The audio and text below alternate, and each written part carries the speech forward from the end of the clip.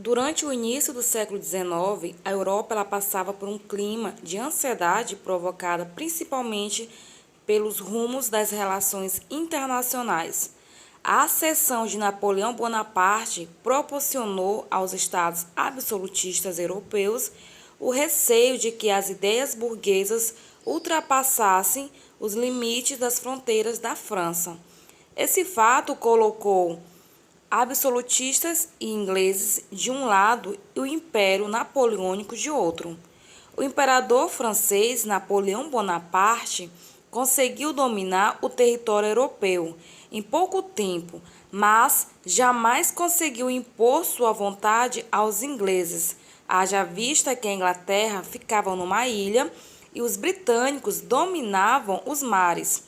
Para sufocar a Inglaterra, Napoleão planejou o bloqueio continental, impedindo que os países do continente europeu negociassem com a ilha. Com essa medida, planejava destruir a indústria inglesa. Portugal tentou fazer um jogo duplo, ou seja, agradar ingleses e franceses ao mesmo tempo, mas essa política não deu certo. Portugal tinha laços econômicos com a Inglaterra, como por exemplo o Tratado de Methuen, conhecido como o Tratado dos Panos e Vinhos, que determinava a exclusividade de venda de tecidos para Portugal pela Inglaterra e de venda de vinhos para a Inglaterra por Portugal. Como um país consome mais tecidos do que vinho, esse tratado era mais vantajoso para os ingleses, que acabaram por dominar a economia lusitana. Entre o Império Antigo dos ingleses e o Império recente dos franceses, os portugueses decidiram usar a lógica, ficando ao lado dos ingleses. A rainha Dona Maria I, conhecida como a Rainha Louca, não era a pessoa mais apta para a política portuguesa naquele momento. Desde 1792, quando a rainha foi diagnosticada com a doença mental, D. João assumiu o poder, assegurando a direção dos negócios políticos, passando a despachar os decretos em seu nome. No ano de 1799, D. João governou o país como príncipe regente de Portugal, pois uma junta médica reconheceu a impossibilidade de recuperação de sua mãe. A decisão de D. João partir para o Brasil no ano de 1808 com a corte portuguesa, com o objetivo de evitar os enfrentamentos com a tropa de Napoleão Bonaparte, foi uma decisão tomada juntamente com os ingleses. Quando as tropas de Napoleão, ou seja, o exército, estavam bombardeando Portugal, os navios portugueses e ingleses estavam a caminho do Brasil. Esse fato ocorreu em novembro de 1807. Ao decidir pela fuga, D. João VI e a corte se tornaram dependentes do imperialismo inglês. O translado evitou que a corte fosse aprisionada com toda a família real, a nobreza portuguesa e o governo, tornando possível manter a autonomia portuguesa a partir do Rio de Janeiro. A Inglaterra ofereceu proteção aos navios portugueses para a travessia pelo Atlântico, mas esse apoio não foi desinteressado.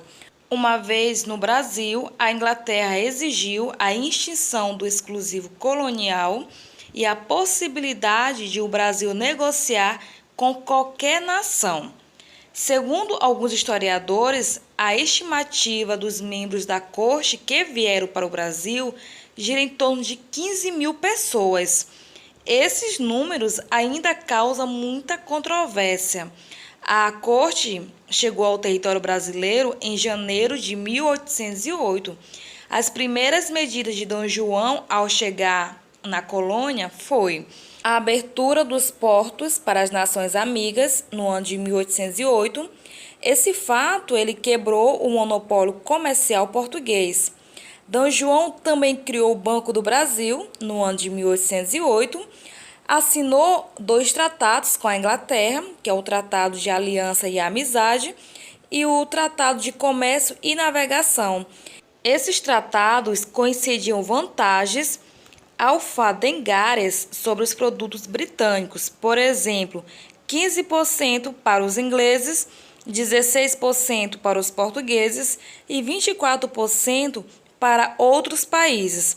É interessante salientar que já existia uma cláusula exigindo o fim do tráfico negreiro. Dom João também mandou construir a Biblioteca Real, a Imprensa Régia, no ano de 1808, mandou construir algumas obras públicas, praças, teatros, além, é claro, de elevar o Brasil à categoria de Reino Unido a Portugal e Algarves, no ano de 1815. Com a derrota de Napoleão, no ano de 1815, o Congresso de Viena determinava a volta de todas as casas reinantes aos tronos originais. Mas Dom João não pretendia sair do Brasil, utilizando a elevação do país como alternativa para governar Portugal, estando na colônia, ou seja, no Brasil.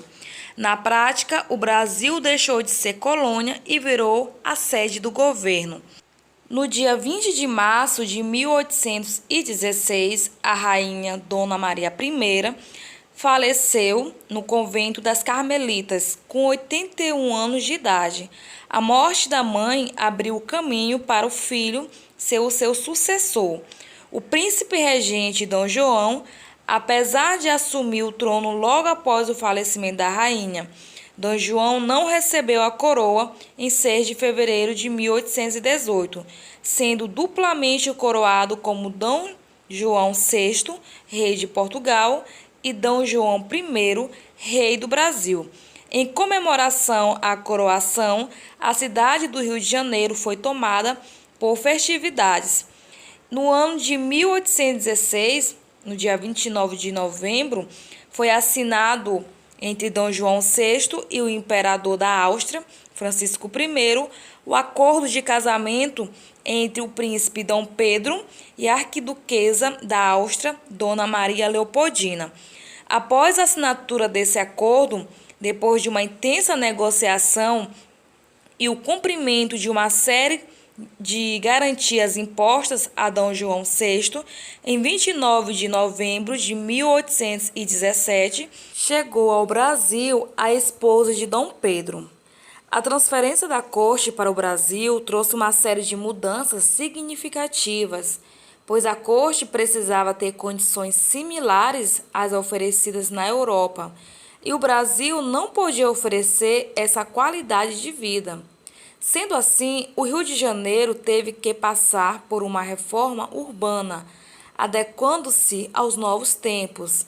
Se, por um lado, a reforma foi boa para a elite brasileira que morava no Rio de Janeiro, por outro, houve um aumento do custo de vida.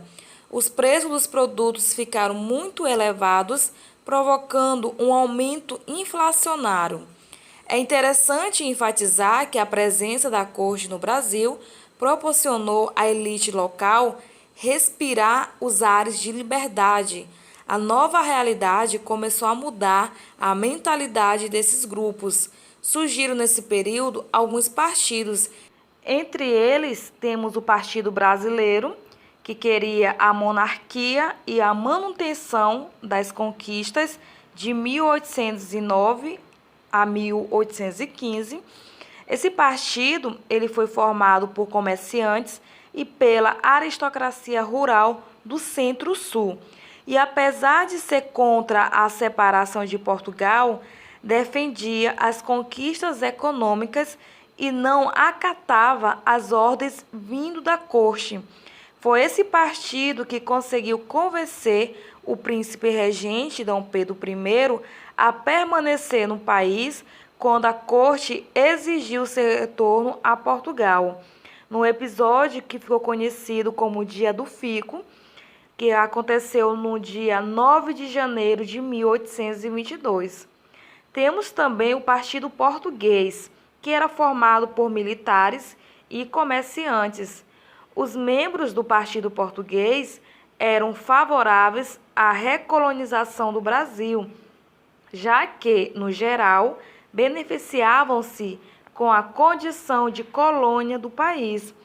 Vale ressaltar que, apesar de ser chamado de partido e estar incluso na categoria partidos políticos do Brasil, o Partido Português não era efetivamente um partido político, e sim uma corrente de opinião. O terceiro partido que existia no Brasil na época era os liberais exaltados ou radicais. Esse partido reivindicava a república. Os liberais radicais eram um grupo formado pela população urbana e por jornalistas, médicos, advogados, pequenos comerciantes, padres e aristocratas da região Nordeste. Esse grupo desejava a independência, reformas sociais e estruturação de uma república, resultante de uma aliança entre as elites periféricas, alijada ao poder central, e os setores médios da sociedade. Defendia um projeto liberal avançado, incluindo a descentralização política expressa no federalismo e na versão mais radical. Eram também favoráveis ao fim da escravidão.